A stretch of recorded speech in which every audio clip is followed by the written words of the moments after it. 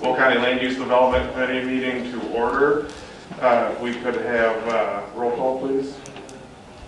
Tyler Markham. Here. Mark Ferry. Here. Steve Ballett. Here. Amanda Cook. Here. Jacqueline Trainier. Rachel Ventura. Present. And Tom Weigel. Here. Tom, if you want to lead us in the pledge.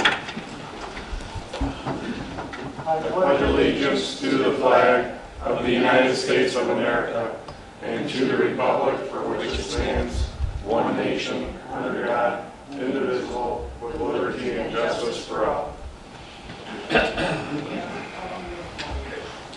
All right, the first thing we have on our agenda is approval of minutes for January 8th, 2019. Motion to approve. Second. Been moved and second. All in favor signify by aye. Aye. Opposed? Motion carries. Under new business, we have ordinance amending the Will County zoning court zoning ordinance for case ZC 18-059, which was tabled at last month's meeting. Motion to table it. Second. Take it off. All right, so it's been motioned and second. I believe that takes a roll call vote. Tyler Markham. Yes. Mark Ferry. Yes.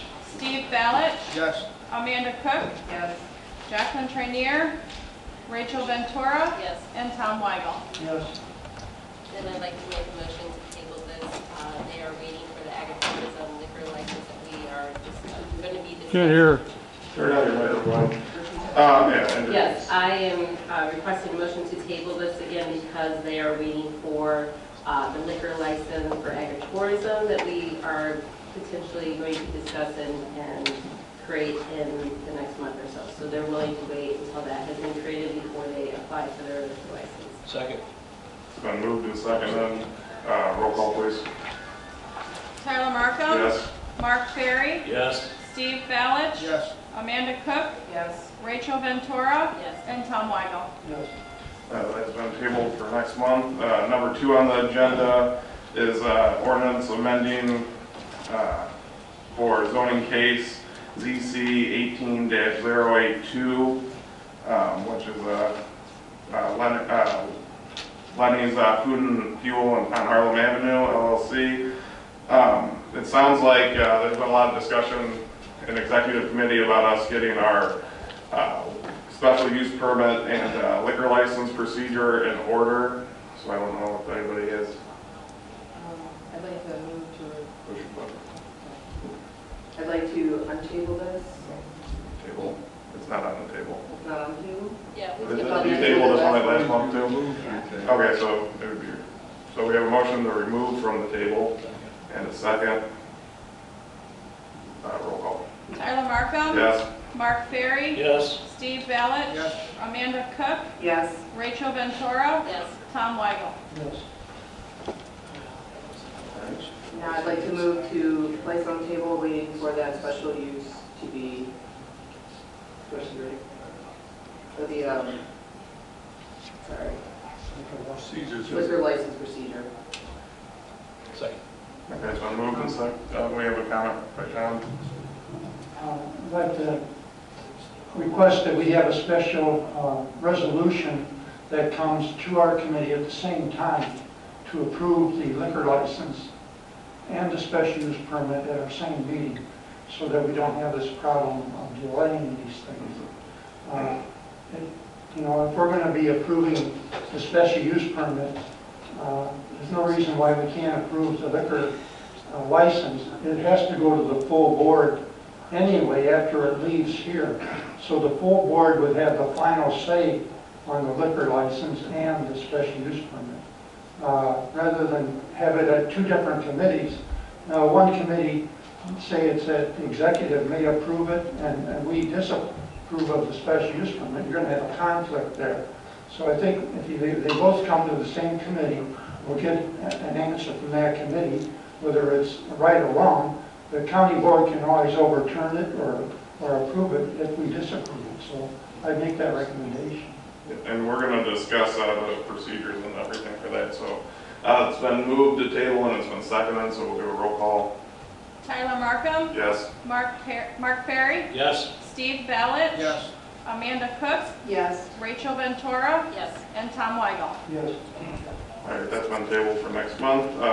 Other business, number one, we have a Highland Ridge South PUD pre-authorization to foreclosure. I don't know if anybody has any, That's the staff. you want to give us a reason for? Thank you, Mr. Chairman. Yes, the department is recommending the pre-authorization for foreclose on this property. We don't intend to actually foreclose on the property. We're just hoping that have the ability to have this in place in the event that the developer does not provide us a new letter of credit. Nearly 100% of the time, they end up providing a new letter of credit. And in fact, we have a development proposal to finish this development that will be coming before this committee in probably a couple months. So we do believe that will be the case, but we always have to protect the county's interests. So that's what this letter is for, and we recommend that it's approved. Make a motion to approve. Moved and seconded. All in favor signify by aye. Aye. Opposed? Ayes have it, motion is carried. Number two, we have amending section 155-3.30, accessory structure height of the Will County zoning ordinance. Staff wants to give us a brief update on this one. Okay, at last week's executive committee meeting, the staff asked this matter to be assigned to this committee. The reason we asked for that assignment is that in January 2018, a change was made to how height was defined in the zoning code, and it ended up reducing the height, an ultimate height of 20 feet instead of an average height. So with the ultimate height of 20 feet, we've now seen an uptick in residents that are applying for variances to get to 21, 22, or 23 feet. So I think the department and the county missed the mark on that, and we're recommending that we come back with some ordinance language that would increase the height limit in the definition so that people wouldn't be applying for variances all the time. And one of the reasons that this is needed is because with this pitch of the roofs that are needed in our region to accommodate snow load, we need a little bit higher roofs that are higher accessory structure height than what the code currently calls for. What it does is essentially pushes the roof down or flattens out the slope of the roof. So again, as I said before, I want to come back to the committee in March with some language for you to evaluate increasing that height in the definition change. And I mean, it'll just make it easier for It should make it easier for our residents, yeah. Because when one thing to look at is that if somebody starts applying for a variance for the same thing over and over and over, then you realize that that code isn't really working. And so you look to address those types of problems. So you were saying that you wanted to say an average of 20? Well, I think we used to have, was it average of 20 or 25? It means So so. why not just increase it to say 30? Like what's the... At one time, I think it was 30, so. So why would you do an average versus increasing the... What they do is they measure the peak and then I think it's the hip, and then you take the difference that's in between. That's just one way of doing it. But now it's just an ultimate height, meaning it can only be 20 feet above the ground level. So the code has to change in order to allow a higher roof. But you don't... I mean, is one process better than the other? Like why Well, that's what we would versus do. increasing the Yeah, number? what the staff would do is come back to the committee with different ways to accomplish, and then the committee would decide, well, this is what we should do. So. And I think my follow-up question would just be, when we changed it, why did we decide on 20 feet and get rid of the main three? In reality, they did it because they thought it would be easier for staff to interpret instead of trying to calculate a number to determine what the mean height was. They, went with a number, and we brought it to this committee, and the committee agreed that they thought it was okay, but, every now and then, an ordinance passes and it changes and it doesn't benefit people, so we want to change, we want to come back with language that benefits the residents and still accomplish the county's goals.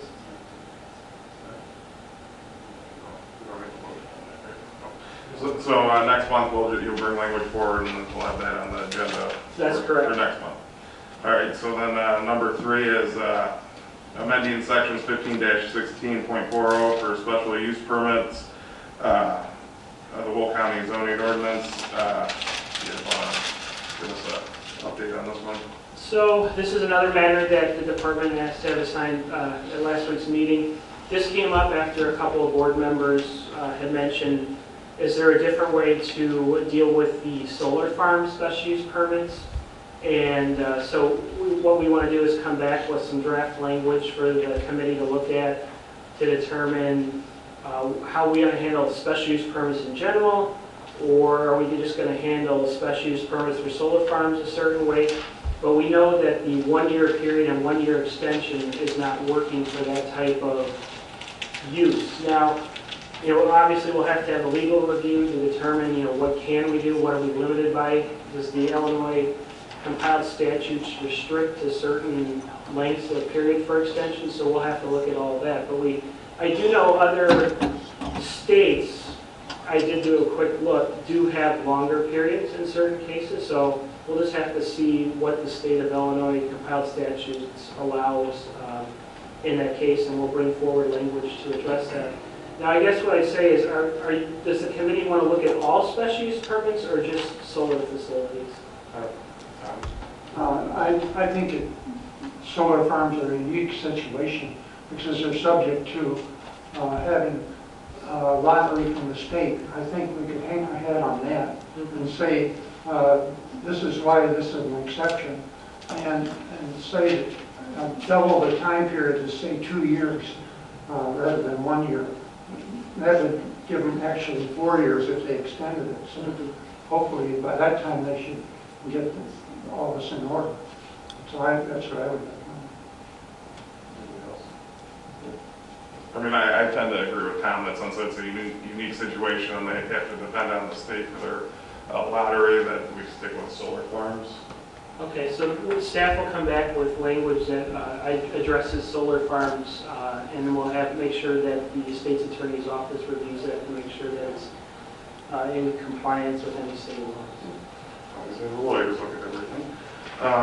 So then our next on the agenda is our amending section, is number 4, amending sections 155-13.70, which is dynamic signs, dynamic displays, which is in, if you want to touch on this one, it's the fire district. Thank you, Mr. Chairman. So so with this one, I actually have some language prepared for the committee to review. First, I want to just give a little bit of background. It was about, roughly 2009, 2010. The county passed some language that allowed billboards to be switched out from static, which is non-digital, it'd be like a paper copy or whatever is adhered to the billboard face, to digital. And at that time, we call that dynamic display, and that's being off-premise advertising. So we looked at that. The committee and the board passed regulations pertaining to setbacks from residential, brightness levels, who's being impacted. The board settled on measuring brightness and nits. The county has a nit gun reader, so we do compliance checks on our off-premise signage 4 times a year. So I looked at, so that's part 1 with the dynamic displays. A few years later, in 2012, the whole zoning ordinance was overhauled, and there were some new regulations that were in place, and then again with dynamic displays. And then in 2015, the department and the county was approached by an organization that wanted to have an on-premise sign on a residentially zoned lot. And at that time, the new language was approved, and it allowed on-premise dynamic displays with a special use permit, but it said that they could not face residential zoning districts or uses. So what's interesting is that after looking at that, the dynamic display for off-premise billboards was 300 feet from facing residential. So it was a 300-foot separation distance. But dynamic said you can't face it at all on-premise. So if you're a business or a church or an organization or a unit of government, you can't have it face residential. So those two really didn't match. In one case, you're allowing 300 for a bigger sign. In another case, for a smaller sign, you say you can't face residential at all. So with that being said, I have a couple of examples of what are we talking about. Well, this is on-premise signage that's a dynamic display. I tried to find examples where I have one at night, or excuse me, one during the day, which is the bottom left and the bottom right. And then there's 3 examples of signs that are at night. So you can see the top one is pretty bright. And then down in the middle on the bottom, that's just an example of a sign that's reflecting off of a neighboring property. So I wanted to make sure that the committee understood that if there's a residential in the area, use in the area, that there will be some light that does pass onto neighboring properties. Next slide. Currently, this is the land use, the zoning ordinance's use table, which identifies all the uses and determines whether or not it's a permitted use or a special use or it's allowed at all. So about 4th from the bottom, you'll see on-premise dynamic displays. It's a special use permit in the agricultural and residential zoning districts. All right, and then next slide. So this is the current language for on-premise dynamic displays. And what's really what we're really talking about here is number 3 on the bottom, orientation. The dynamic display must be oriented away from adjacent residential uses and zoning districts. And with the particular organization, which is the fire district in Crete, the sign that they have does face a residential use or zoning district. So it's been problematic from their perspective to be able to locate a dynamic display on their property. Excuse me. Next slide. And then I just want to show the brightness standards here. These are the standards that are applied to dynamic displays, which is 5,000 nits during the day and 250 nits during what we call the sunrise and sunset time as determined by the National Weather Service. And that 250 number, that's a number that there used to be a dark skies organization in Will County. They really pushed the county to get that number further down. And the county did, people that were on the committee at that time and staff toured around various billboard sites, and we found that 250 nits is still plenty of plenty brightness to have an image and have it be legible, to the public or people traveling by that sign. So you'll see other communities have like 500 nits or 1,000 nits, but in our observation in this area, 250 nits works quite well, and it alleviates a lot of light pollution. Next slide. So, I looked around, what are the other surrounding municipalities doing? What are surrounding counties doing? And in one column, I have the jurisdiction on the left. In the middle column, I have, do they allow dynamic displays in residential or agricultural? And then I have the setbacks in the right column. So you can see that some of the municipalities don't even allow them at all. They're not even allowed in a residential or agricultural zoning district. Some do allow them. Some allow them as a special use permit. And then in the right column, I have the setbacks that are identified in their code. For example, if you had a sign in residential, if you had a sign in commercial in the city of Lockford, they would require you to be 100 feet away from a residential use or zoning district. New Lenox says 250 feet. The city of Joliet didn't identify it in their code. The village of Mokina says 100 feet from a residential district. Kankakee County doesn't allow it. Lake County has a 100-foot setback. DuPage County, it's not allowed. Village of Monee, it's not allowed, or none identified.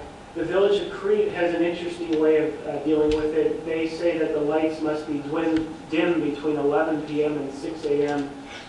For businesses that aren't open 24 hours. That might be a harder standard to enforce. It's a lot easier when it's just a number like 200, 300, 100 feet. When you get into looking at specific business hours, it's harder for staff to enforce. The next slide. So, to just get things started, seeing that orientation is the number that we're talking about. And with text amendments, what we typically do for the people that are new to the committee is there's a strikeout of what the code says currently, and then in bold and underline is what a potential new language would be. So as staff, I propose setting a limit at 300 feet from residential use or district, because that's the exact same measurement that we use for our billboards. So I figured, why not start there? If we're saying a billboard has to be 300 feet away, then we'll start here with 300 feet. And what that means is, you can see in the bottom left, it's a semicircle from the sign face from the middle of the sign, so it would be 300 feet in any direction. It could not face a residential use or zoning district. And with that being said, you know, I leave it up to the committee to determine maybe what they think the appropriate number is in this case.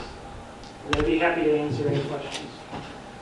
Yeah, okay, so my first question is the 250 nits. When the Dark Skies came and spoke with you guys, what number were they interested in? Was it lower? Yeah, they were interested in 200 nits. And you felt that was too low? Well, the committee determined that after time that, you know, there was a compromise. The billboard industry wanted like 500 or 1,000. They wanted a lot more. So as a compromise, they went to 250.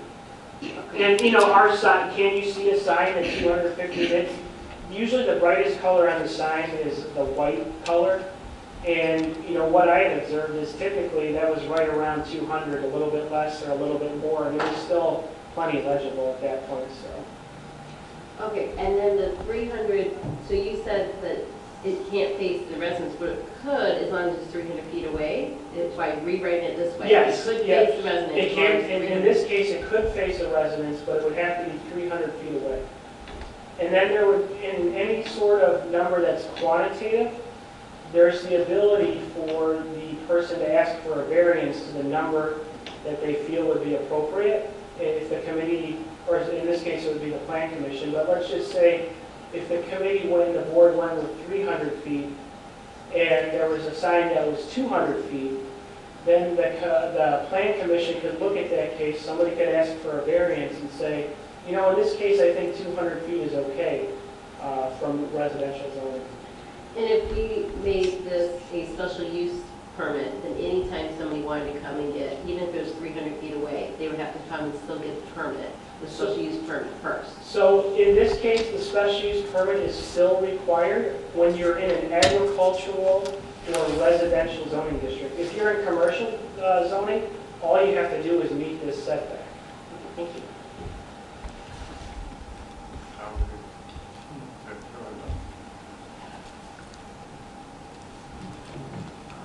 I would agree with the 300 feet. I'm wondering, is it from the property line or from the structure that's on the property? It's 300 feet from the center of the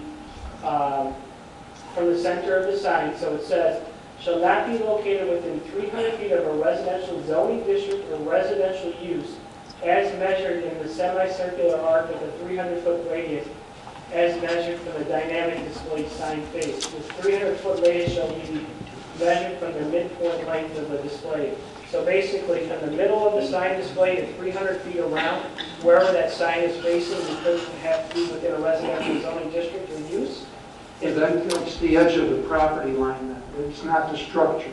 You're right. I mean, when it we- says zoning district, yes, you are talking about I the think we edge of should the property say line. structure instead of the zoning district, from a residential structure. That way, if he's got a 100-foot lawn, then you could have it 200 feet away from that. So if you have a house in a commercial area, let's say, how would that affect that though? they would still have to comply. And it would make it difficult for businesses to be able to put their sign up, even if they're zoned commercially, you can still have a residential home in a commercial zone.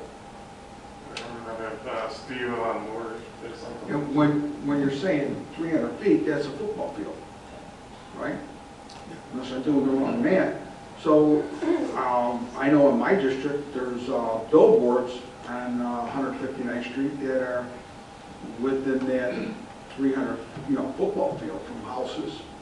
I think maybe 300 feet is a guide maybe to go with, but at the same time, that's an awful big distance. Rachel was saying in a commercial area, and we have commercial areas where there's housing. So does that mean they can't have any of it?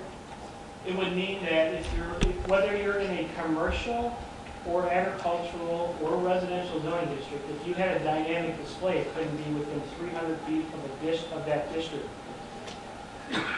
Well, I see why the other ones have 100 feet. That might be not enough. That's what but, their municipality determines I mean, is but appropriate. So that's what this committee has to determine, is what is the appropriate. I think 300 feet's a hell of a lot. I mean, when you're looking at a football field, and you're limiting where a business can put it.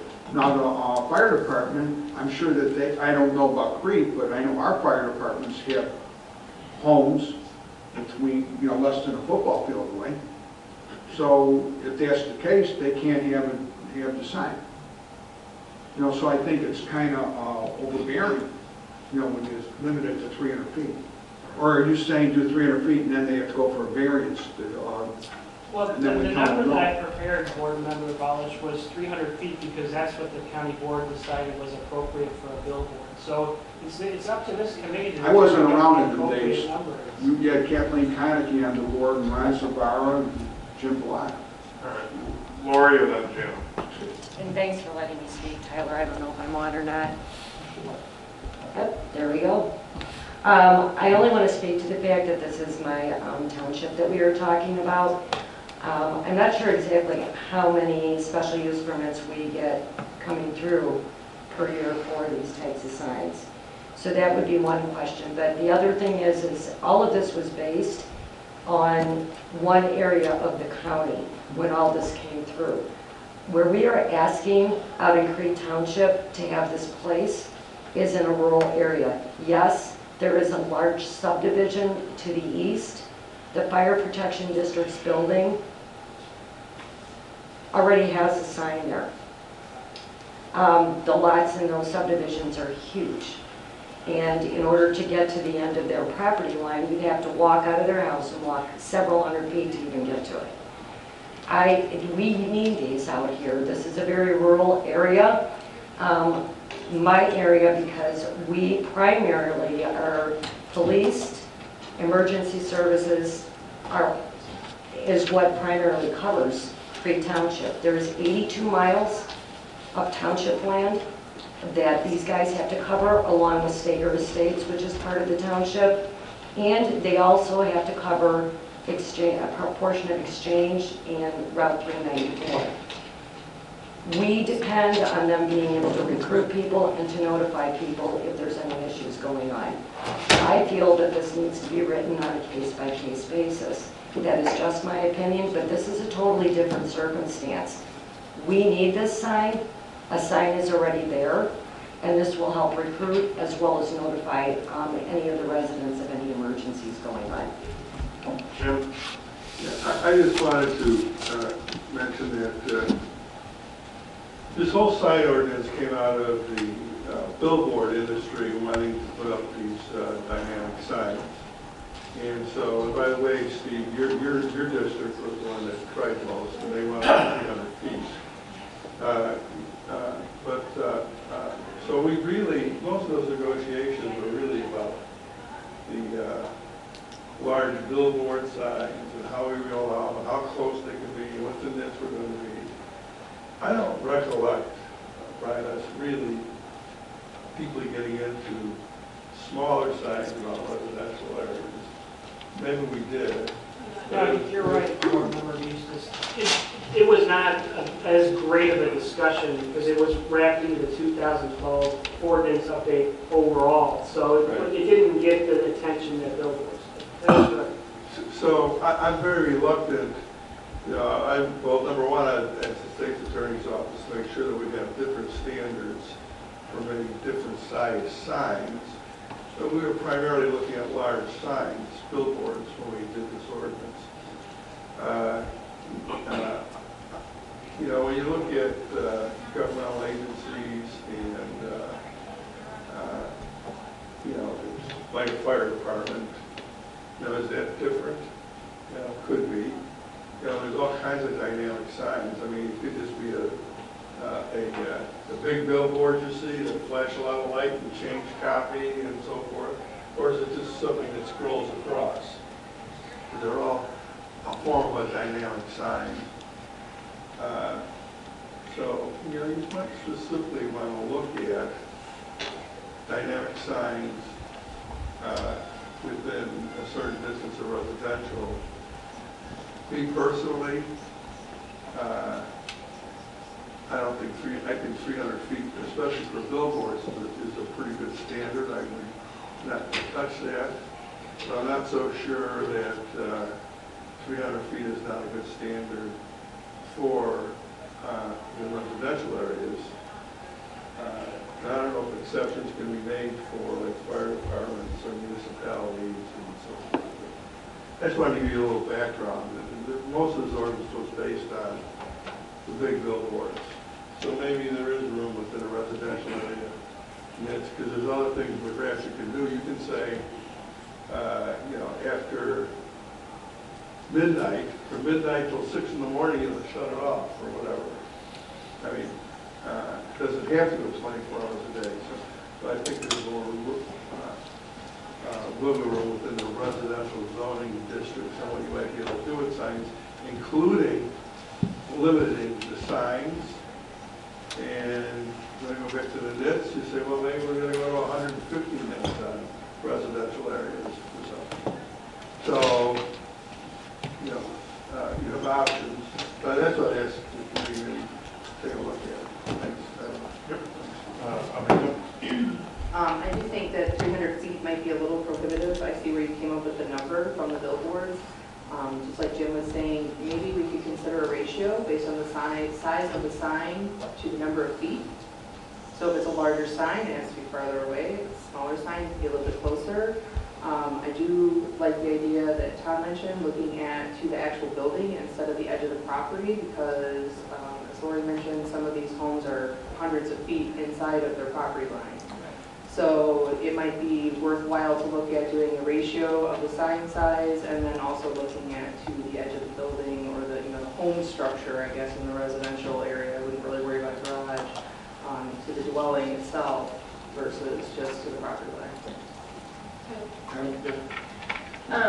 So I am in favor of the 300 feet, but I don't know if we can make a blend of what Tom and Amanda are saying. I think the residential zone is important because you could run into a lot of other issues with commercial use of a building. But within the residential zone, I'm not opposed to saying to the person's home structure.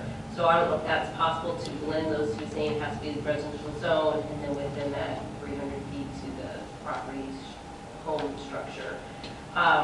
I'd also like to see the nits go down, especially if it is facing residential. So I don't know if anyone else is in favor of that, but there is a lot of research beyond for dark skies that helps our animals in the area, our birds in the area. So if we can't lessen it, I think 200, that's pretty close to 250, but if there's a way to lessen it by residentials, I'm in favor of that, or at least turning the signs off after a certain time. I know you said that was hard for staff to enforce, so I'm willing to look at different ways.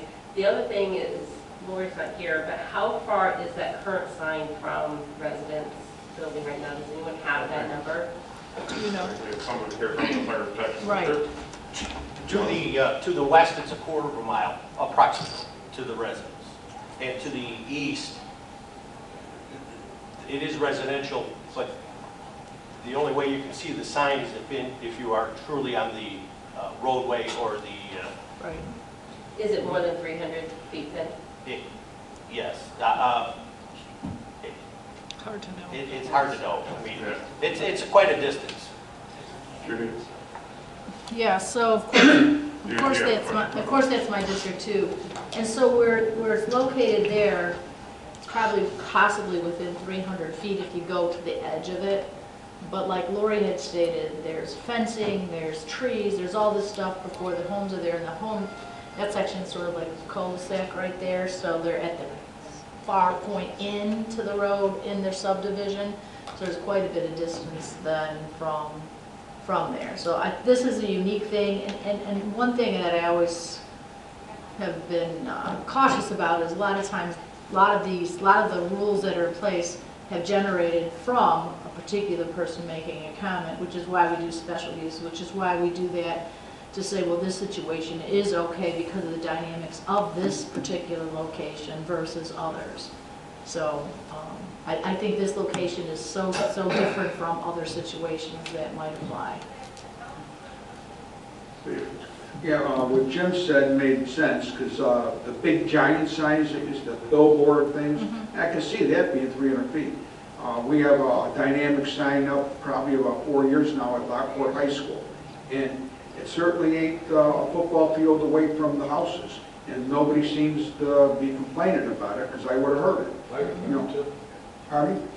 The fire, I'm just saying that we have to look at this and say, you're a big billboard. Yeah, you don't want every 100 feet having a billboard, but these smaller signs, so our ordinance should take into account the different sizes of these things and also locations. But we can't just throw out a blanket and say, well, you know, 300 feet.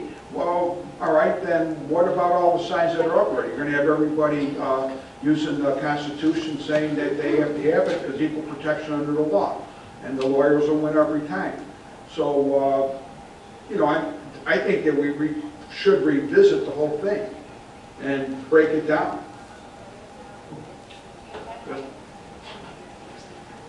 I agree. Our ordinance, you can't really be specific and only have a certain measurement applicable to every sign installation because of the variances out there in our community. For example, in the Naperville area, we have a lot of entrances to subdivisions on busy roads like Route 59, Neighbor Plainfield, Ogden Avenue. And when they start constructing and installing these large signs and these neon signs, that creates a number of safety issues. People are already getting into accidents trying to exit and enter near these residents, and now they're reading signs. So they're not moving, they're, you know, if they're not texting, then they're reading the signs. And so are you more specific in your ordinance to address the particular situation where the signs are going in?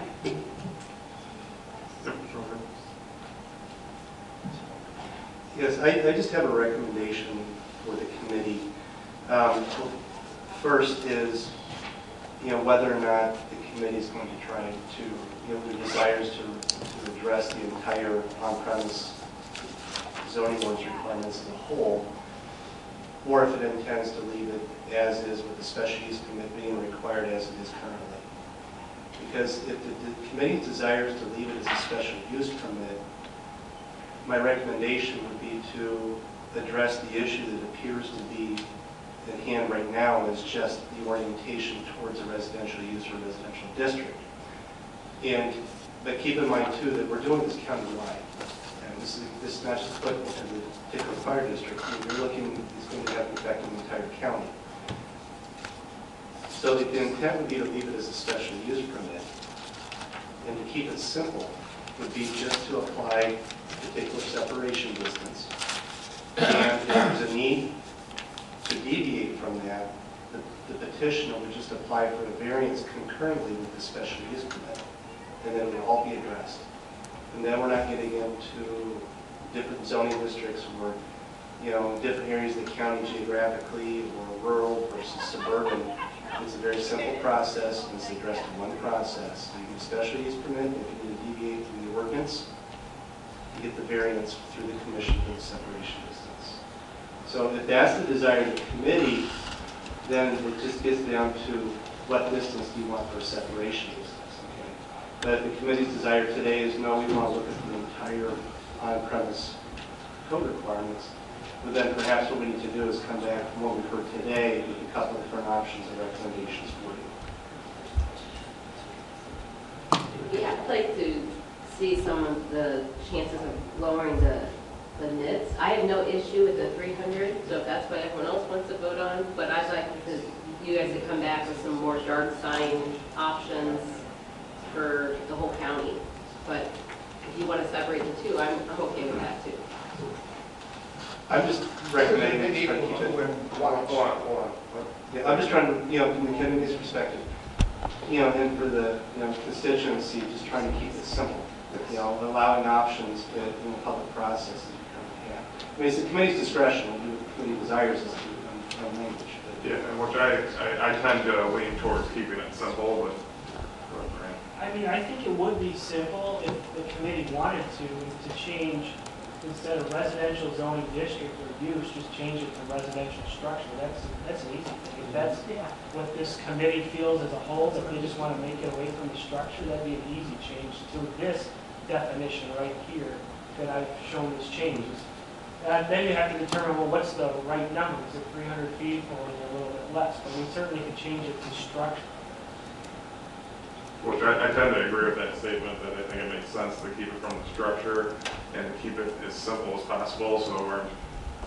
But so now, just to be clear, that would apply to every zoning district. That would apply to every zoning district, not just signs that are in ag and residential. But right now, they can't even face, a commercial sign can't even face a residential zoning district.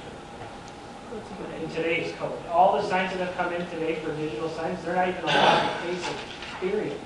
Right, but they could face a residential house if it wasn't in a zone district for residential. No. If it was zone commercial, no. You still can't face residential. Currently, today, the way the code is. By a structure or by zoning? By the way it's read today, it has to be oriented away from residential uses and districts. That's how it's worded today, whether it's in commercial, ag, or in industrial, or any of the different classifications. So this change not only applies to ag and residential, it also applies to commercial, where today you can't even face it. If the committee changes it, eventually it could go down to a number that's, whatever the number is that the committee feels is appropriate.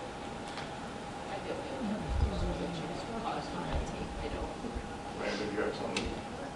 I just agree with changing it to the dwelling instead of the property line. And I think we should keep it at 300 feet because it gives us some latitude for variance to make it smaller.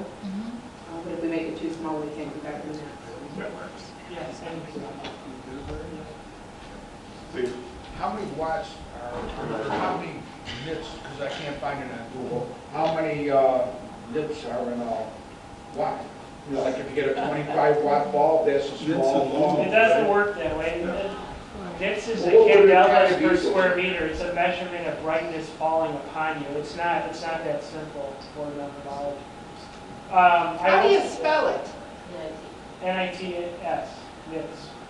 Candelas per square meter. Google don't like that word, just say it. Yeah, don't come up. All right, so it sounds like we're okay with just changing it to read 300 feet from a structure. Forward. Is my understanding? Yes, but I feel like staff to come back, or maybe we can have the dark night skies. Is there anyone in the area? I don't know if they exist anymore. They're found or moved away, so I don't know. Okay. You know what? Maybe more. I could tell you all about it. You want to go dark sky? All your businesses will leave because they're all mad. Nothing likes it because they can't have enough lighting. It's like an invitation to robbing. The jewelry store over by our jewels been robbed 4 or 5 times. They don't go through the roof. They go through the side wall because they don't have no light. I mean, but dark sky is good. There's only 2 communities in the whole world that are dark sky communities. Homer Glen and some other place in Europe. Okay, so we're getting a little sidetracked here, so let's, But you're talking about dark sky. You talk to businesses, they don't like dark sky. okay, but getting back to our ordinance that we're discussing, Brian. So, Chairman Markham, what I would need from the committee then is a vote to move this to public hearing, where we would change from zoning and district and use to structure, 300 feet from structure. If that's what this committee feels is appropriate, then if you vote to move that forward to a public hearing, we'll have a public hearing. I'll be a no at the on March it, just so Planning you know. Commission. It's too big. 300 feet's a Well, and football. just to answer a question earlier, the signs are limited to 48 square feet in agricultural and residential zoning districts, so they're not big signs. So, does anybody have a motion? Second. There's been a motion and a second. All in favor signify by saying aye. Aye. Opposed? Opposed. Thank you. The ayes have it, so it'll be sent to a public hearing. Can you guys bring something forward though about the net lighting for future meetings, about what that would entail for us to lessen that, and or what it would mean to set certain time restrictions on the sign lights? Thank you. Alrighty, moving forward, we have number 5 on the, under other business, which is procedures on special use permits and liquor license, which will be a nice fun conversation, I think, Yeah. considering our earlier 2 votes. So if you want to give us just a brief little rundown. No. All right. Thank you, Mr. Chairman. So yes, my name is attached to this. I can tell you what we do in the department's office.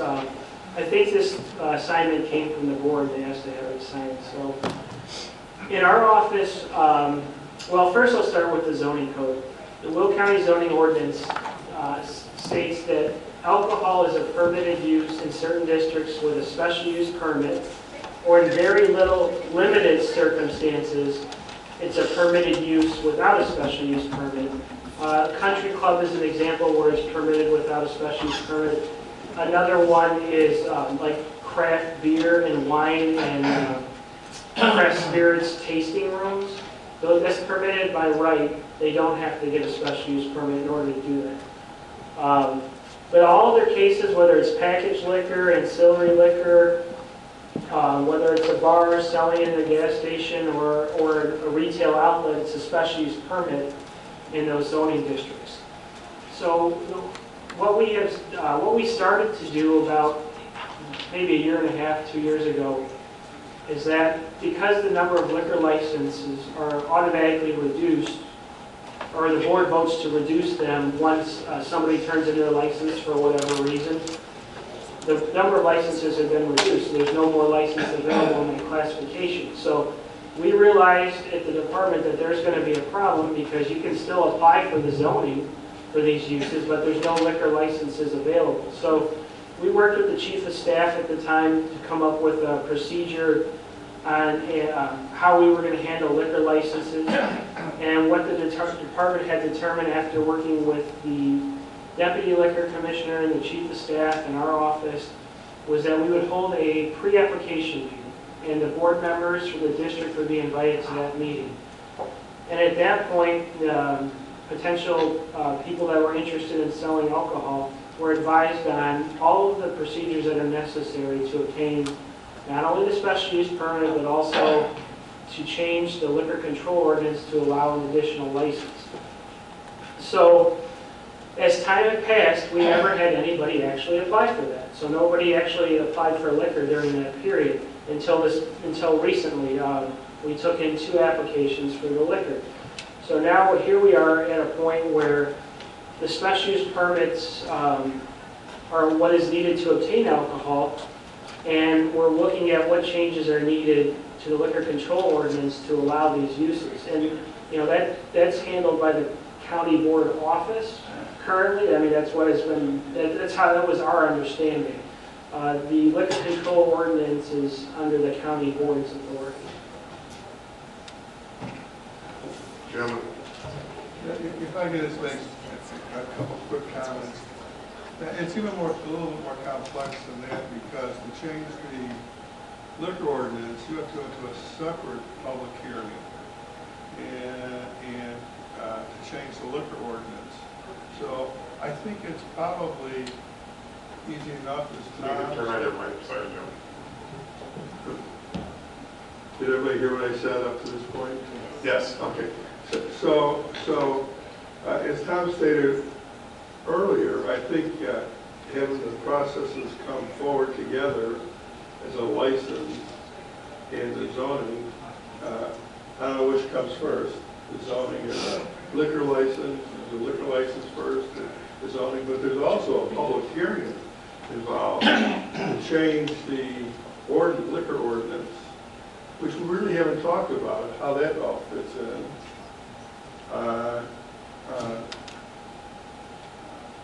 Because at that public hearing, if the board doesn't approve an additional liquor license, then they would be told there's not one available and whatever. So I just want to point out that it will require, and what's the publishing? Is it 30 days for a ordinance? I don't know if it's 15 days or 30 days or 45 days or whatever it may be. There's different regulatory requirements and different types of things for public hearings. But at any rate, I just want to throw that out, that there is also a public hearing that takes place for the liquor license for the ordinance change. Maura?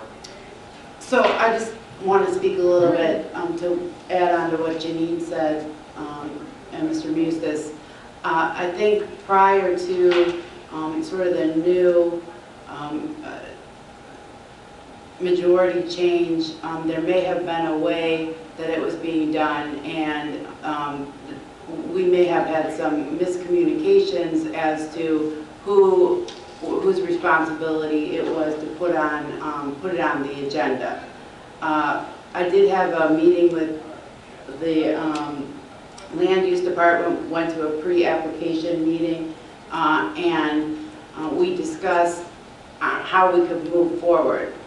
There's a specific agro-tourism branch of the liquor ordinance that I believe Rachel Ventura was working with our deputy liquor commissioner to get that worked out. That's sort of a separate and apart issue if you're at all confused on this.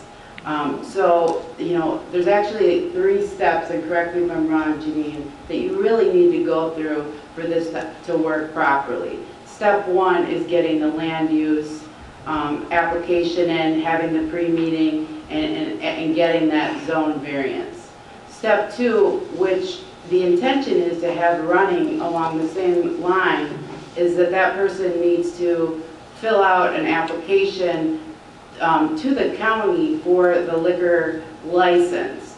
That being said, the county board, separate and apart, also needs to change the ordinance to add a liquor license to be available. And that doesn't guarantee to the person who's applying for the liquor license that they're going to get it. Am I saying that correctly to everyone? Marie? Yes, we asked the applicant to give us an application, and then Jim should send a memo to the board. Right, so the person has to fill out an application with the county executive's office, the liquor, i.e. the liquor commissioner and the deputy liquor commissioner. So I have been working with both land use and the liquor commissioner to try and make this process as smooth as we can, and also to come up with, some sort of instruction so it doesn't seem so complicated, because clearly, there's a lot of hoops that you have to jump through. What I think certainly we don't want is someone applying and paying for the land use variance, and then getting to the point where there are no liquor licenses available because the county board, we weren't moving along the same track, along the same lines. And I think, David, would that be fair, a fair statement? Okay, so I just, in case anyone had any questions on that, I know the prior chief of staff worked on it. I'm continuing to work on it, and I'm happy to take any suggestions on how to make it a smoother process. I think that this liquor procedure should be in advance of our special use permit so that they both come together to the land use committee. The application for the liquor license, the change of the ordinance for the liquor license, and the special use permit all come to the same meeting so we can approve it. And if we approve it or don't approve it, it goes to the county board. They can also either approve it or not approve it at the same time. So we don't have two different tracks. I agree, Tom. Yeah, I think that's our goal. Well, I don't agree. I'll tell you why I don't agree. The ordinance has to be addressed first. And by the way, I know we asked the liquor commissioner and we asked the executives council to give us maybe some recommendations. But we work with the state's attorney's office as a board. They're the ones who work on our ordinances along with staff. So, I assume, Maureen, you're working with the state's attorney's office. Yeah, that goes without saying. So I just want to make that clear. I feel that the ordinance has to be addressed first, separate. Does the county board want to amend the liquor ordinance, put on an additional liquor license? Once the license and you can say, well, you know what, we might get together and say we're going to add 10. I don't know. You might say we're going to add 1 to every classification, whatever. It doesn't mean you have to specifically look at this.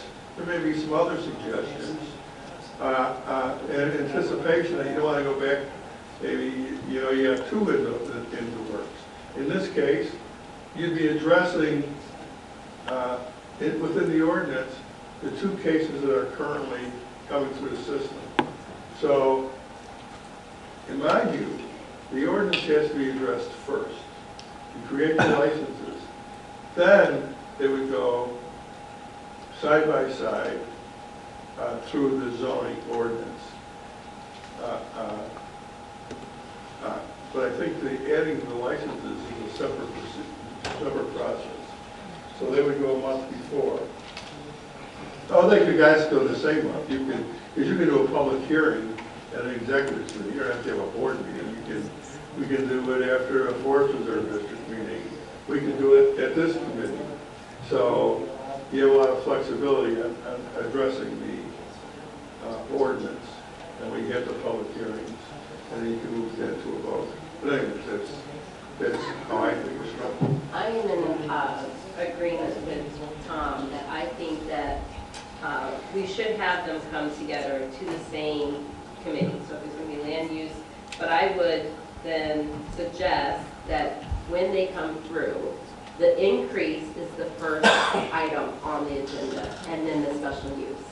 So that way, if there is some discussion about why we should not increase them, we don't have to then go through the secondary step of giving up special use, knowing that we didn't increase the liquor. So my suggestion, I guess I'll make a motion whenever we go. Are we voting on this today or no? So, all right. So then, when the language comes forward, I'd like to see that the procedure be sent at the same time, the increase, and then the special use. We're going to go Judy and then Jim. Yeah, so this is like a complicated process, right? Because they have to get there has to be a liquor license available.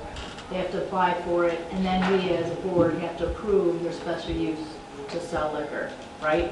So if you have a license available, even if it's during the same day, that you may or may not return. It's like, are you proving that license to become available because you're going to approve that special use, or are you just proving the license to be available? So it's a tricky thing, and the combination of what should happen first is, because it's possible that as a board, you guys might want to go ahead and give the special use, but you may not want to, but you could still increase another liquor license, right? Jim? I was going to say, first, I would ask the state's attorney's office if they think it would be a better procedure. putting it all on one day or one agenda, you're going to pass the ordinance, and let's say, in the ordinance say the licenses, and then you're going to turn them down. You still have to vote on those. You're not giving the applicant the information to make a decision. You still want to go, because they can still go forward with the special use, knowing there's not a license available. So, or do you want to give them the option of withdrawing it at this time? Because if it's turned down, they can't reapply for a year. So there's other implications to the applicant on the process. So, so here again, that's why I think the ordinance needs to be addressed separately. But I would ask the state's attorney's office for their recommendation of one, what they think the process is as far as those two, and secondly, exposure that the county may be committing itself to if it's all done on one day, and then turning it down based on the license available, I think could be a little tricky, because there is implications to the applicant on the special use, and they certainly have the ability to ask you to vote on it. So, just before you go, David, my question would be, why can't we look into just making, in certain zoning districts, liquor a permissible sale, and then they don't need a special use permit to sell liquor, and then they still have to come before us for a liquor license, and then we still have public hearing, and that's an option. we bring it, it kind of simplifies it in my mind. I'm not very smart, but to me, it kind of, with David. I think the chairman kind of addressed one of the matters that I wanted to bring up, is I think we need to look at this in two different ways. Number one is we have two existing zoning cases that we need to move the ball on with regarding the liquor. I think, the board needs to decide as to how they want to continue processing those two zoning cases with, as currently applied, with the liquor permit process. And then secondarily to that is what you had just mentioned, is perhaps what we need to do as part of this assignment to this committee is then take a look at the zoning. And I know that Brian and I looked at a few things as far as other jurisdictions. And it runs the gamut, but there's quite a few jurisdictions, including other counties, that have identified where liquor is just permitted. It's permitted retail sale, permitted package, it's permitted as a tavern or bar. And there might be a few communities where they decide, in that district, I want it to be a special use permit. And that may be, of the 10 areas in the county that may, or the municipality, that may be only one area where it requires a special use permit. So you're eliminating this zoning process, and it becomes specifically and entirely a liquor permit issue. Do you want to give a liquor permit or not? And I think that would make it more streamlined for everybody. Can you give us some examples? Are you saying like in other counties?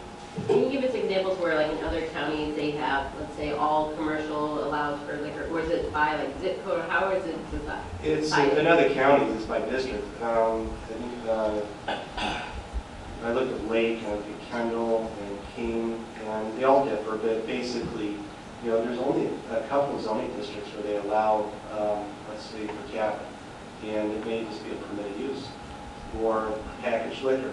It's just a permitted use. It's just another retail sale in that store. And it just becomes, and essentially, it becomes a liquor permit issue. It has nothing to do with zoning. We may have a review as part of the liquor permit process to say, yes, permitted use, but then it becomes a board decision as far as the number, at least in Polk County, and then the liquor commissioner to whether or not to issue a license based upon the procedures with the liquor ordinance. And to me, that makes no sense to me, but Jim? I was going to say, I think we should take a really hard look at that and have that discussion. It does streamline it. There's still a public hearing. People can still weigh in because it's a liquor permit issue. I think that may be a good approach. Basically, in my view, there'll be very few. You're going to have like C2 where it'd be a permitted use. I don't know where else you would permit it. Maybe you could have it under C2 as permitted, maybe C1, which is lighter retail, that may be a special use, but maybe just give it a permitted use under C2, and it becomes and any other zoning classification would be a special use. David, would you say that the majority of our liquor licenses are in C2 zoning? You know, I couldn't answer that. I think it's so. At least I'm in C1. And I think this will just simplify matters for everybody. If we do that, as you suggest, have it approved, available in different districts, what about the approval of the liquor license? Is that to a specific property, or is it just an increasing number? Anybody can come in and apply for or pick up that license? Or is that approval tied to that specific property? I think that had to be reviewed with the liquor ordinance as it's currently written, and look at the process from the board side of those two, and through the county executive's office to make sure there's some coordination and it's codified that happens here. So you guys hand up. See, I like the argument that our liquor licenses should be stagnant. That they should be, that's the argument I'll make, is that we shouldn't increase any licenses. If one becomes available, then we can consider it. And this prevents, I think, this concentration of liquor licenses in a specific area. So I don't think it'll be an easy process, because I'll make an argument that there's too many liquor licenses out there. And that not everybody that comes along is going to get a liquor license. So I think there's still things that would need to be addressed within the liquor ordinance on density, or how many licenses are you going to have out there. You know, you're going to have 50, you're going to have 5,000. I mean, so there has to be some limitations, I think, in the amount of licenses that are out there. Or do you allow so many licenses within a, I don't know, square mile? I don't know. So we got other things to address. I just want people to know that it's not real simple, but there are other, because there are other issues to address within the ordinance. I mean, I think we have some good direction, at least from the zoning standpoint, perhaps what we need to research.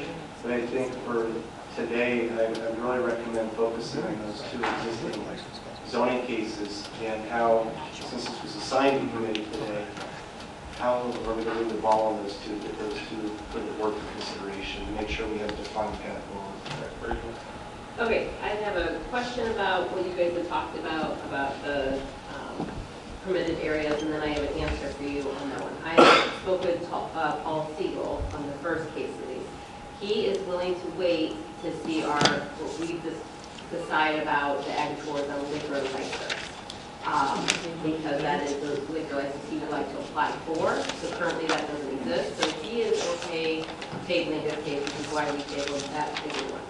I'll let you guys decide on the other one. My question, though, about the permitted, if you have a permitted area, let's say it is C2, these particular cases, from my understanding, they're not in C2 areas. So even if we did do that, we would still have to have a special use case for them. And then how would that proceed? Do we still have to increase, like, are we at the same point we were already at? I mean, that's a valid point.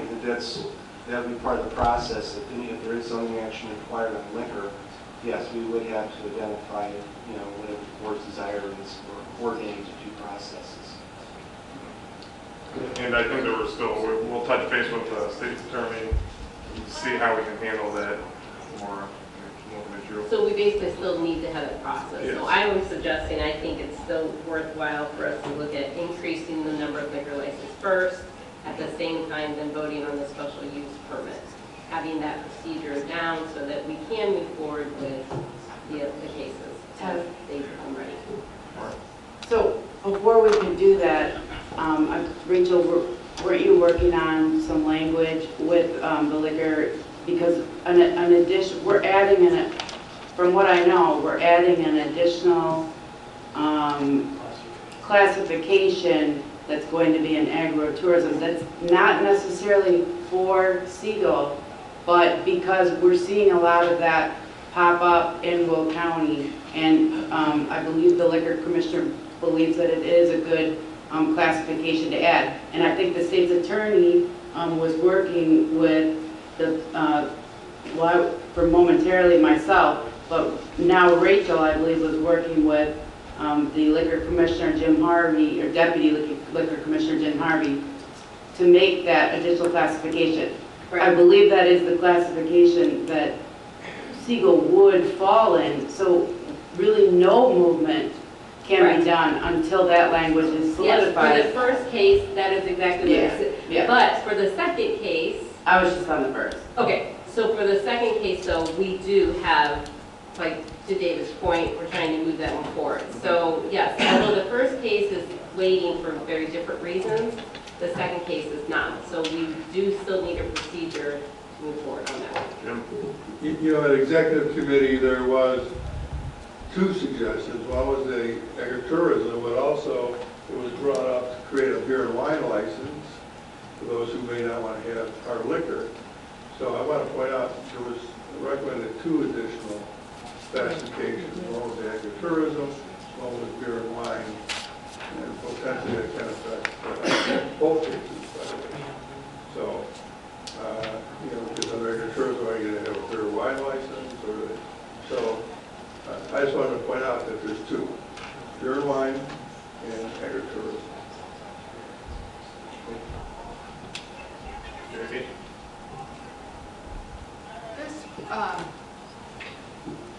I'm telling that to you, so you, I don't know if you recall that. I do remember it, Jim, and that's why I wanted to ask the question.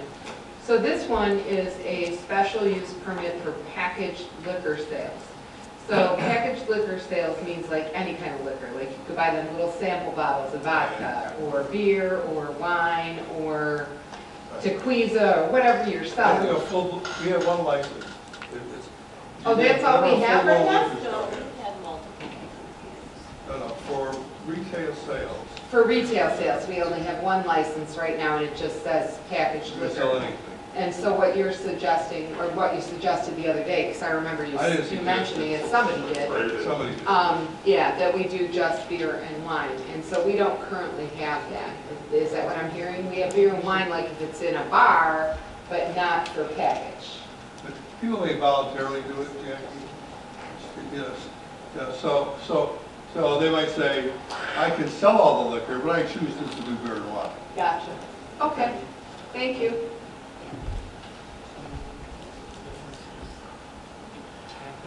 Clear, that doesn't clear it up for you, does it?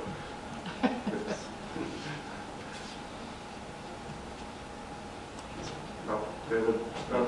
We just need, you know, the zoning is parked right now in the committee. We just need a process to go through with both Mr. Siegel's is wanting to wait. I would suggest that he actually put that in writing as well, and then the other that we need to pass. Mr. Chair, do you need a motion? Can I make one other comment real quick? Yeah. The more I know you're working on this, but I want to directly say to the state's attorney's office, and I'll say something to Mary also. The request the board is making is to the state's attorney's office to look at the ordinance with the intention of two additional classifications to be brought forward for consideration. And of course, the state's attorney's office works with our chief of staff and the deputy liquor commissioner and the liquor commissioner. Oh, I guess I want to make sure the state's attorney's office is on this. That's all. So I want to make sure we're absolutely clear what you're saying. Two specific ordinances we're looking at. We're just looking at the liquor ordinance, and we're looking to add two additional classifications to the ordinance. That's number one. Now whether the board decides it wants to add licenses in that same process, well, we might look at it all. We do the changes, and then maybe we would look at any additional liquor licenses. But we need to amend the ordinance first to allow those two. Right? You tell me. I'm just telling you what we're. Well, this is the first time this has come to my attention. That's why I wanted to know, because I don't know maybe if Mary knows about this already. Well, Mary's aware of it. She's probably, yeah. So. Because Mary was in the executive. Okay. I see Denise sitting back there. Yes. Okay. Yes. Was that what, pretty much what we wanted to say, Denise? Yes, two things, thank you. Yes, ma'am, things we're looking at is whether in the overall liquor license, there is a subcategory for agritourism, which will allow as a right, liquor sales on, as a part of the events. And the other would be whether our packaged goods ordinance would be changed so that we have some jurisdiction or some control, I should say, about when we grant them or whether we grant them. That's the only thing about agritourism. Is, for example, where it could be different, is you may allow them to produce cider on site. Right? I mean, right now that would be, if you're going to do like manufacture liquor, that's a different permit, comes under different zoning. But you may allow them to make like cider under that, within the ordinance. So you may want to give some additional thought to, or what else would you do that would go along with ag? Cider is an easy one. We are mainly very wine. I don't Wine? know. Dandelion. Dandelion wine? Dandelion wine. So you may allow them to certain, through certain types of alcohol. It would only be done on ag tourism. So, Brian? I just have one other comment, because I know I've heard that Mr. Siegel is okay with his application being tabled until this is worked out. But he is under a bit of a crunch. If county board does not take action with that application within 6 months since the plan commission heard it, which was January 8th, then the application is automatically denied. We need to get moving on that. I didn't try. Okay. I think we'll get it done before you. All right, and then from my understanding is we're going to wait until hear if we can do both of them in the same day for the Lenny's, for the second one on the agenda, right? If staff can, I mean, Mr. Chair, yes. who are we waiting for this special permission from? Well, we have to make sure that we're not. We can do It it. has to be on the agenda, that's the problem. We have to add it to the agenda. The increase of number of liquor licenses has to be added to the agenda. So, That's not the only thing that Mr. needs Chair, to that's happen. not the issue. The issue is that we have to, as a body, agree that we want to increase the number of liquor licenses, and we have not done that yet. And we are pending review from the state's attorney's office before we make that decision. And there has to be a public hearing. And we agree with your public hearing. So, So how do we get the public hearing?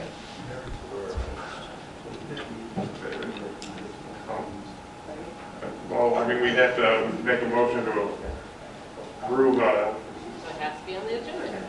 yeah, it would have to be on the agenda. So And how are we going to get it on? we'll put it on the agenda for next month, if that's okay. Okay, now we're making progress.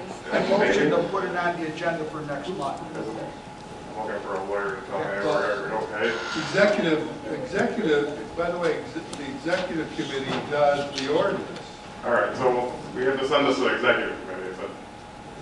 for changes to the ordinance, yeah, absolutely.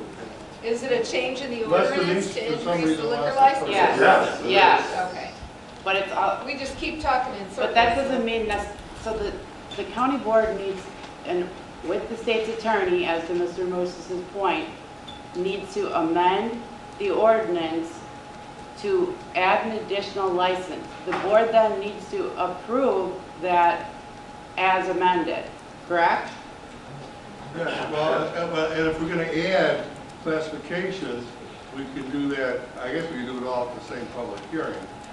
But it's the executive committee that looks at changes to this particular ordinance. And Marie tells me, Deputy Liquor Commissioner, that the public hearing is usually the day of the board that we amend the ordinance. It's typical, it's not necessarily required.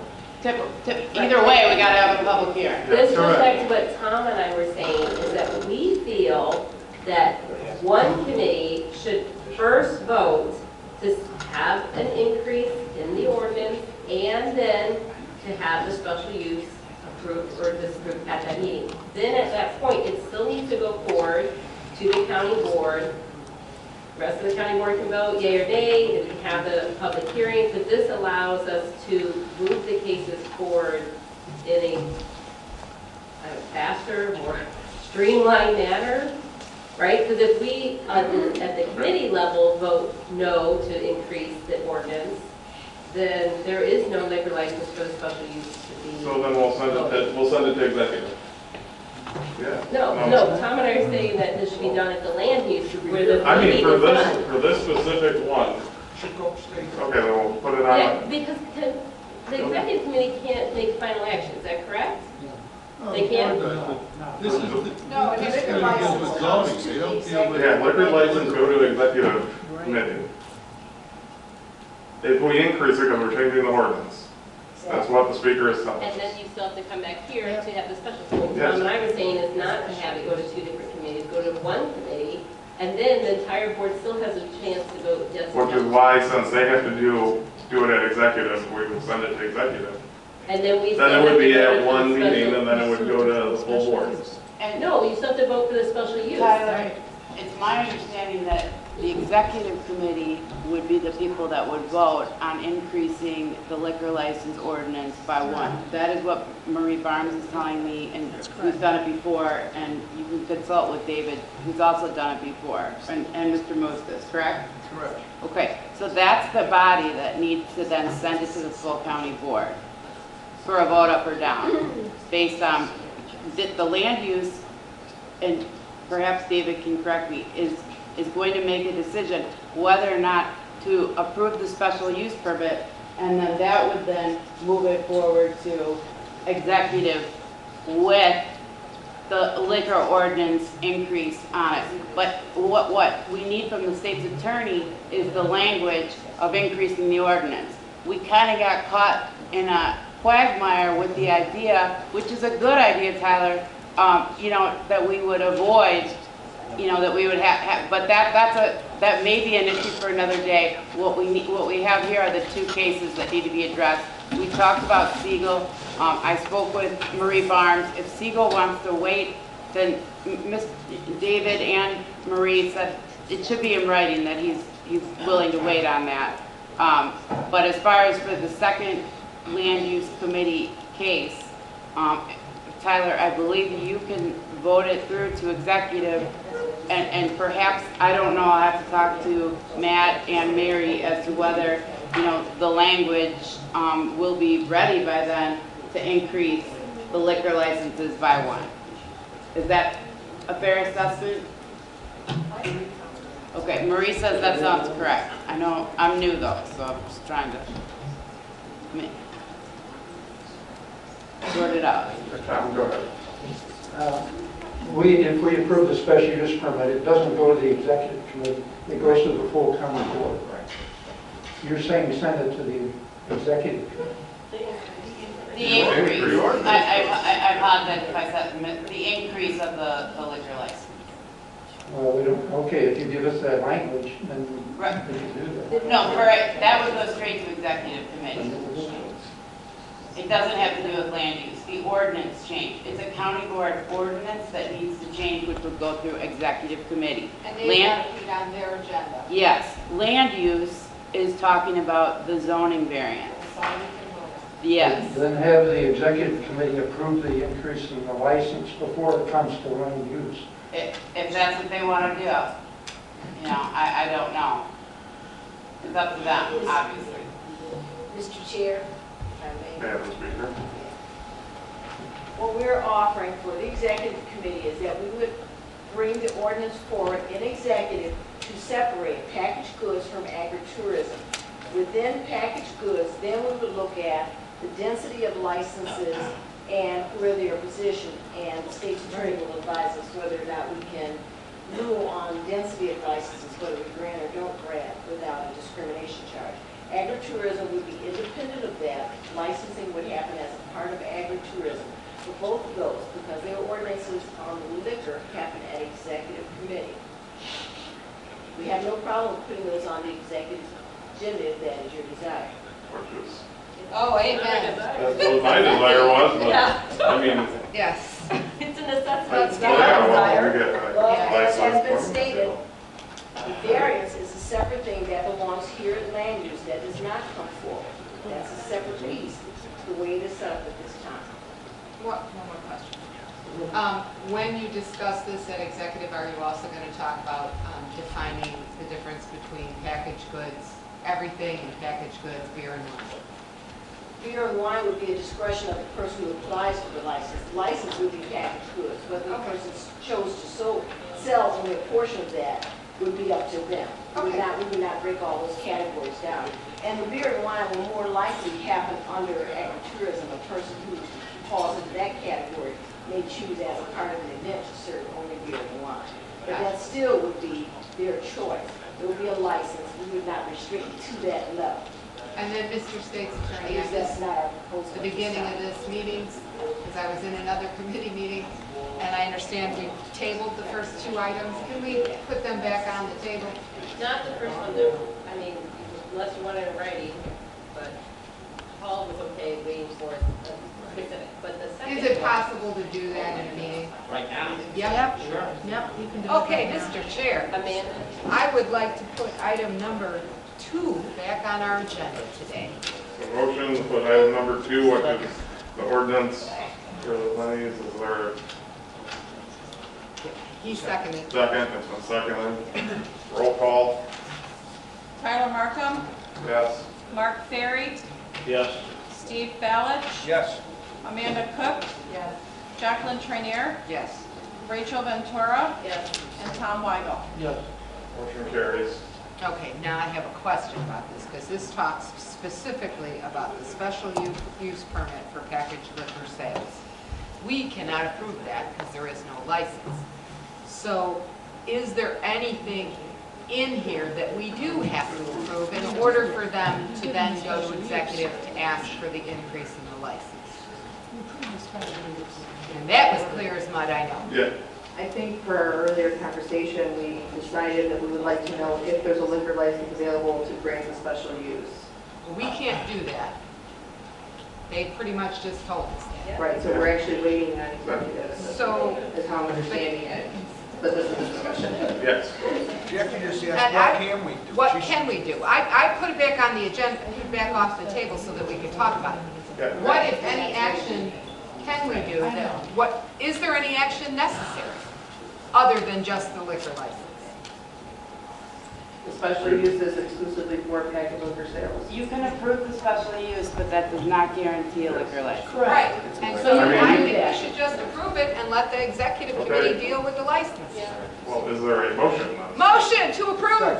Okay, I do have a little bit of concern about the legality of that, so if we're saying, okay, well, you know, we're gonna let you have the special use, but there is no liquor license available, I'm more comfortable tabling it until we get that process worked out. Okay. David? Yeah. Your motion today, even though it's in the motion for the affirmative to approve, is a recommendation. You are not actually, as a Right. committee, approving the special use. It's a recommendation. It's a recommendation. Work with your recommendation. Yes. Okay, Rachel? I was going to say that I'm okay voting on this today, but I was going to say, based on the testimony we had last month, my vote is going to be a no. Okay. And then we're going to vote. This business that we're voting on has been a problem for the residents in that area for several years. They were opposed to the gas station several years ago, and I believe the county board voted down allowing that at that time. But there's enough, there were enough service stations in the area that the residents felt it wasn't necessary. It generated a lot of traffic on residential streets. It generated truck noise, which they didn't want. And there's already an abundance of liquor stores in that vicinity. And I'm opposed to adding an additional liquor establishment in that area because the residents, there were several hundred of them signed petitions that they didn't want this service in this area. There's adequate service already in the area, so I'd be opposed. I'll vote against this special use permit. I just wanted to point out also, as a courtesy, I do not see the applicant here and or his counsel. So he was present earlier, that's correct. Mr. Nurse is correct, he was present. And then this matter was tabled. So when it was tabled, I think he left. So I'm just pointing that out as a courtesy. He's not here. So, I didn't know. and so he can't speak on his behalf or speak on behalf of his client, specifically to address some of the matters that just were raised. I'm pointing that out, and I still And I tend to agree that he should be here since we did table it.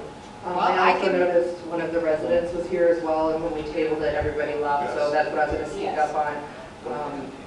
Voting on this without anybody here to Well, speak. and we had to remove it from the table to discuss it, so. Yeah. so- Well, I guess my question is, we voted down Mr. Lenny's application before, and he went to court and he got it reversed. And we have nothing to do with what the executive committee decides about how many licenses or any of that. But if we just vote this down, our recommendation is no. Does he have a legal leg to stand on to take us to court to get him, to get our decision reversed again? I don't think it's going on. You can't make any comments on whether or not they have a leg to stand. Anybody can sue anybody for anything. It's just a matter of whether or not the court gets convinced. Well, they pretty much let us know last time, and maybe just because it was a slightly different issue. It wasn't about liquor, it was more about like everything about the Lenny's. We got advice from staff that said that, that area is zoned for what he wants to build, and we may not like it, but it's zoned for that. And I think, sorry. I just want to make a suggestion and take what it's worth, but as a courtesy we've done in the past with individuals who are not present, and they were present earlier, table matters where they have a chance. Okay. And I think that would be the fair thing to do. Motion to table. Second, so that ends the Well, is conversation. everyone done discussing? Well, that just ended conversation, because I was going to table it. Ends the End conversation. So conversation is ended. Roll call, please. Tyler Markham? Yes. Mark Ferry? Yes. Steve Balich? Yes. Amanda Cook? Yes. Jacqueline Trainier? Yes. Rachel Ventura? Tom Weigel? All right, moving on for reports, communications, and correspondence. I have nothing other than thank you for allowing me to be your chairman. It's a lot of fun. I can tell you that. And my brain is burning right now. Committee members, anything? Anybody? No, nothing? What'd you say? I didn't hear you. We're on number two under. Steve wants to say something.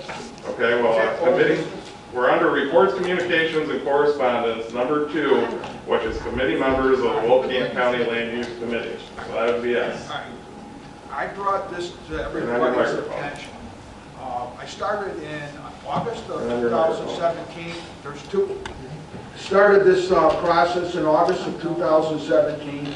I just passed out again. Everyone's got numerous copies by now because I keep passing them out. I wanted this put on the agenda. I was told it would be put on the agenda, and it's not.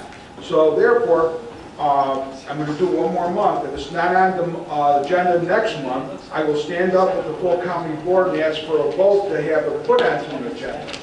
And that's part of my right as a county board member, because I think that this is something that we should talk about. The idea that you need a building permit for minor repair and maintenance items is absurd. And people right now are not getting those permits because they don't need, nobody in their right mind thinks they need to get a permit to replace a shut-off valve. So, we were told here by our land use department, which is correct, that the state has laws that we signed on to. We turn to page 2 of the one that says liabilities and immunities. It tells you right here, under Illinois code, we are not liable to anything that we do as far as permitting and laws for this stuff. So what we were told is correct, that they have a law, and we are not following their law.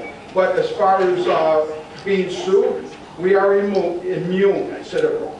So I put little arrows next to the lines where the state codes are.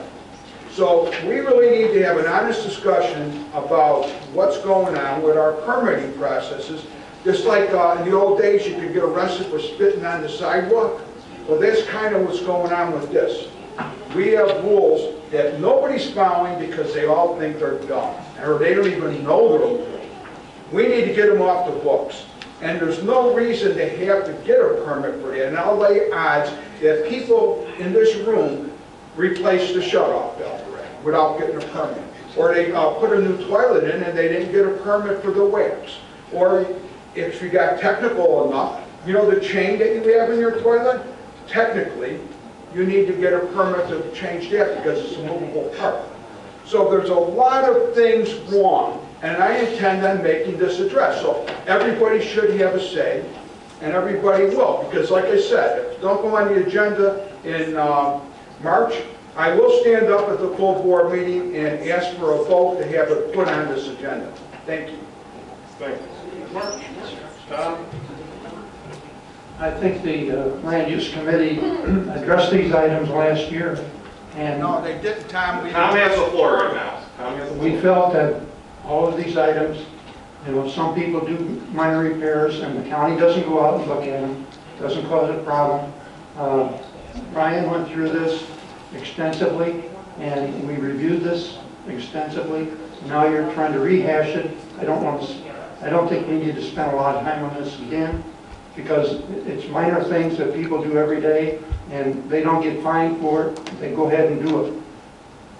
Does anybody else have any? Tyler, I may don't I think it say should be on something? the agenda again. What Tom said is incorrect. We did not discuss these plumbing issues. We actually did two things. You could do 1 square of repairing the roof without getting a permit. So if storm's coming through and you've got a leak in your roof from the wind, you're allowed 1 square to fix it. And then we approved one other item, and I can't remember what it was. And then we had a discussion about repairing your siding with 1 piece of siding or 2 because it got damaged in the storm. And there was too much arguing on it. Everyone just got frustrated and we stopped. Okay. We never went into the plumbing. The plumbing was supposed to be brought forward at a different time. So now I'm bringing it forward. So we're going to hear it. I guarantee you, we're going to hear it. Can staff weigh in on this? I'm going to try to use my memory the best that I can. I think it was October or November, the Land Use Development Committee of 2018 heard the plumbing part of this discussion, though I haven't seen the current list yet. But I do know that the Illinois plumbing law restricts what the county can and cannot do. And the state's attorney's office and the Illinois Department of Public Health both said that the county of Will cannot make any local modifications to the ordinance. They're any less restrictive than what the state law is. The county can make amendments that are more restrictive if they choose, but they cannot make ones that are less restrictive. So I thought the matter with plumbing was closed at that point, that if you wanted to change the Illinois plumbing law, you needed to do that through the state of Illinois, not at the county of Will and at this committee. So Steve, talk to Jackie about it. No, wait a minute. There's inaccuracies. There are inaccuracies in that statement. Number one, numerous cities do not require those permits that I'm talking about. Every one of the cities do something different. Then under tort immunity, which is a state law, it says, the first most important one, no liability for adopting a law, failing to adopt or enact, or failing to enforce any law. That is Illinois Code 745-10-2-302. That is already a statute. You go down a little further, no liability for failing to inspect or negligently, I can't say it, inspecting a property other than a municipality-owned property. That's another code. No liability for negligent building code inspections. That's another one. You go through the list on here, and it shows you that we cannot be sued. So it doesn't matter. This is what I'm going to recommend, because I'm not going to recommend putting it on the agenda. So bring it up to full county board as is your prerogative. Since staff has already put time into this, and it's been discussed, as Tom Weigel It had wasn't said. discussed. Well, yeah, I heard two people say that it was. What, they said, So, we're not well, you gonna can do bring it up. That was the discussion. That's They fine. said You we're don't not have the gonna floor do it. right now. You can bring it up at the full county board meeting. I As will. your- I'll bring it up That's this month. Why the fine. hell wait? That's fine. Bring it up, David. No, I was just going to recommend that if there's any desire to have this revisited, just like any other code change, as the zoning text amendments are on the agenda today, is that there be a request by Mr. Ballage to have this assigned to the executive committee again. And that if it's the executive committee's desire to do so, they will. Why not? There you go. So you have two options. Is there anybody else on the committee who has Can anything? we get it assigned to the executive committee? Bring it up at the executive. That would be my recommendation to you, Steve. Anybody else for anything on here? Okay. Moving on, any other business for the land use? Seeing none, public comment. We scared away all of our buffets. What we do, Sam? Thank you, Mr. Chairman. My name is Sam Bleemer. I'm the Energy and Conservation Specialist. I just wanted to give a reminder that we will be having a solar orientation, which will include some zoning information, along with other technical information, everything you could ever want to know about solar. Don't all jump up at once. On Thursday, immediately following Forest Preserve meeting. Thank you, Mr. Chairman. Thank you, Sam. Judy? So I just do want to actually comment about the plumbing thing. It is a problem that there are laws that are on the books that aren't followed. And my guess would be that the plumbers union in the state of Illinois pushed to have these things on there so that all the work would be done by probably a plumber who is a licensed union plumber. That there are many laws, like you said, spitting on the sidewalk or anything that are old and they're still on the state legislature. It's just whether somebody enforces it.